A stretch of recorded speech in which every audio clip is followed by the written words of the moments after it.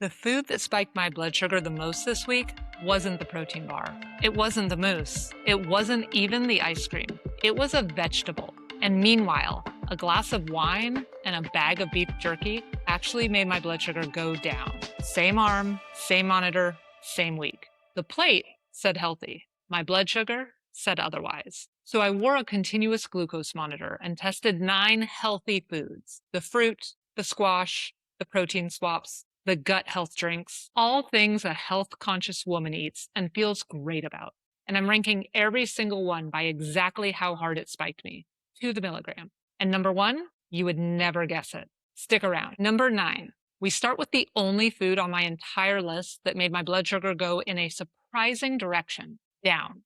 A 150-calorie bag of Archer beef jerky, 0 sugar, 24 grams of protein, minimal carbs. I ate this midday with no other food for at least an hour beforehand. My blood sugar was at 90 beforehand, and an hour later, I was at 80. So while protein ingestion generally promotes glycemic stability, my glucose dropped 10 points. Quick primer, because it's the whole game. A glucose spike is how fast and how high our blood sugar climbs after we eat. Sharp spike, hard crash. That's our 2 p.m. brain fog at work, and it's the 3 o'clock cravings as we try to bypass the free food at the office. As professionals, we audit every line of the budget, but many of us never audit what's on our plate. If we're just meeting, I'm Alysia Bell, executive, mom, and obsessed with biohacking that actually survives a slam schedule. I'm not a doctor.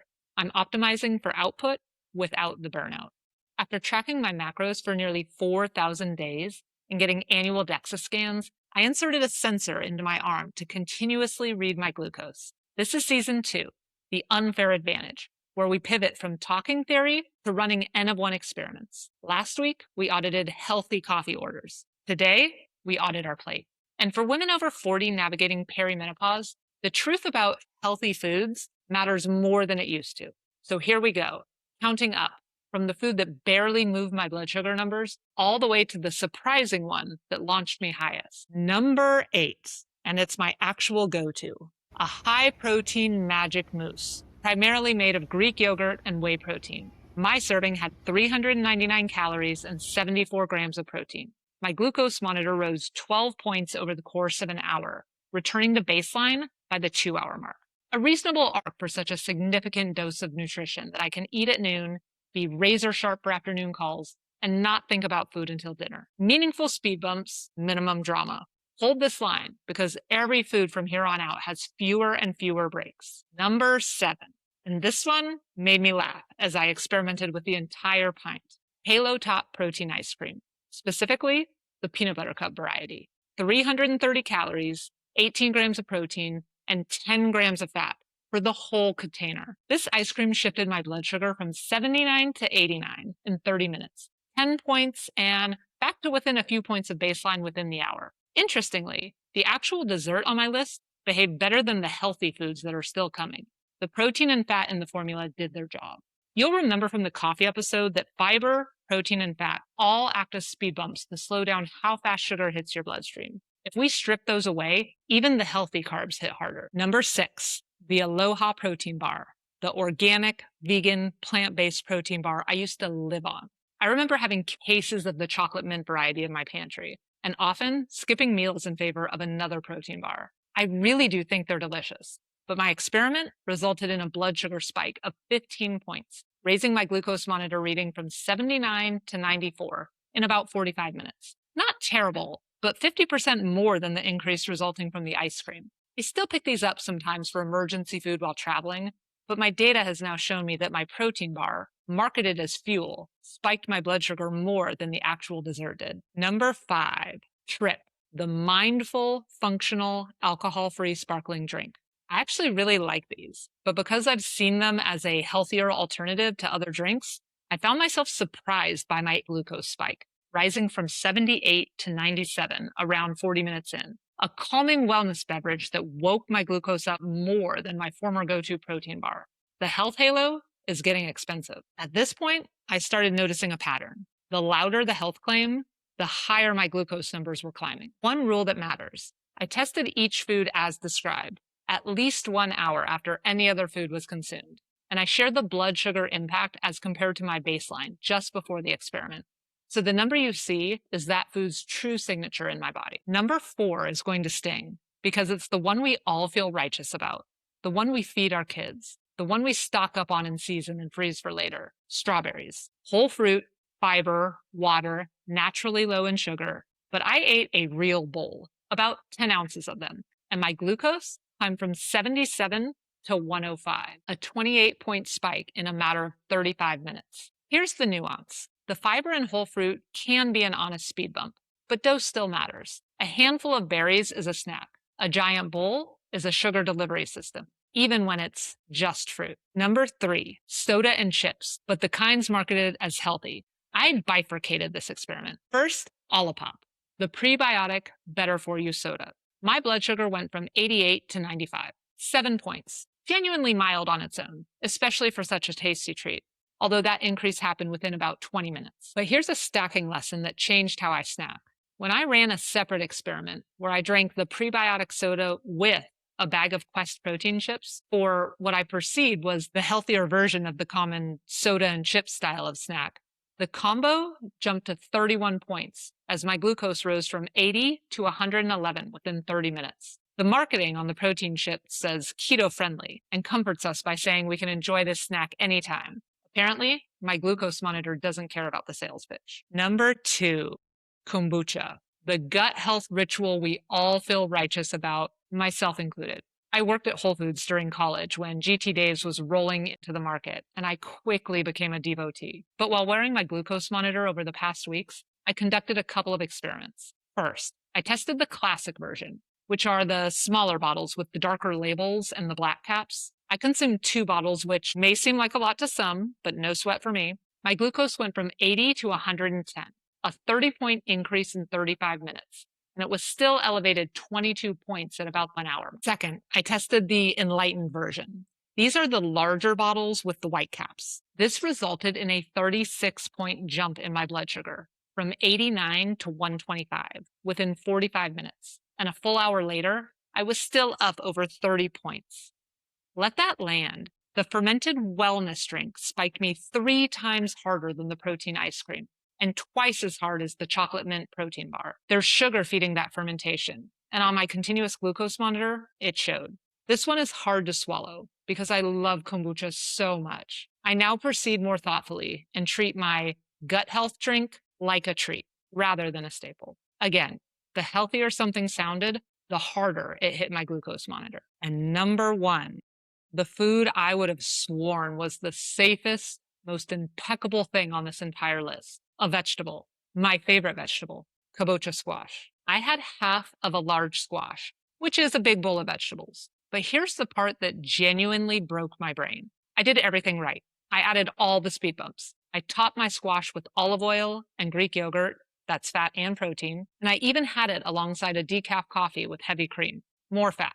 I stacked the deck completely in my favor. My glucose went from, get this, 82 to 132. A 50-point spike in 1 hour, the single highest spike of my entire week. Higher than the kombucha, higher than the strawberries, higher than the ice cream, the bar, the soda, all of it. A vegetable, buffered with fat and protein, still launched me harder and higher than anything else I put in my body that week. Why? Because kabocha is a starchy, sweet squash. It is carb-dense by nature. Vegetable is not the same thing as low blood sugar impact. The glucose monitor does not care what grocery aisle your food came from. Don't get me wrong. There are certainly health benefits associated with kabocha squash, including vitamins A and C and antioxidants like beta-carotene.